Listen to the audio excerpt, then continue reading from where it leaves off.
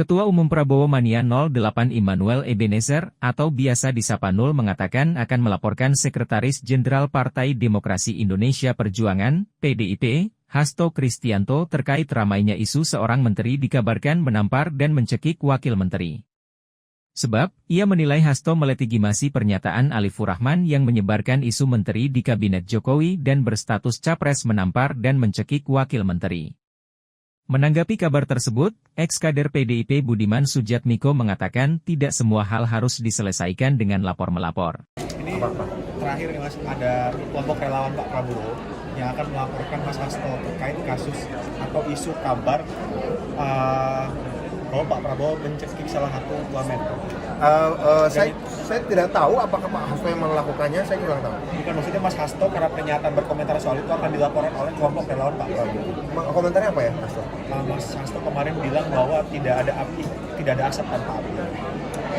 Ya, saya pikir silahkan didebat aja, dibantah aja. Ya, kalau lapor-lapor nanti pasti dalam kampanye atau menjelang kampanye akan ada banyak serangan, akan ada banyak debat pro kontra.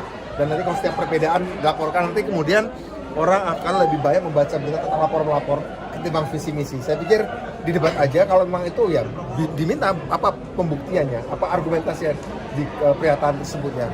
Saya kira melapor-laporkan juga, saya juga tidak setuju waktu saya mengecam Rocky ketika bicara bodoh tolol ya tentang Pak Jokowi. Saya juga tidak mendukung ada pelaporan. Menurut saya akan ada banyak perdebatan nanti dalam kampanye politik biasa. Gesek-gesekan, geser-geseran gitu ya. Tapi apakah semua akan dilaporkan? Kan kalau satu saat saya berkampanye nih, kemudian saya mengecam misalnya calon lain ya, kemudian tersinggung pendukungnya, masa saya dilaporkan? Saya kira ini menurut saya kita hindari, justru ini adalah momentum politik, penyelesaian politik, perbedaan visi misi selesaikan secara politik, bukan secara hukum. Cara menyelesaikannya apa?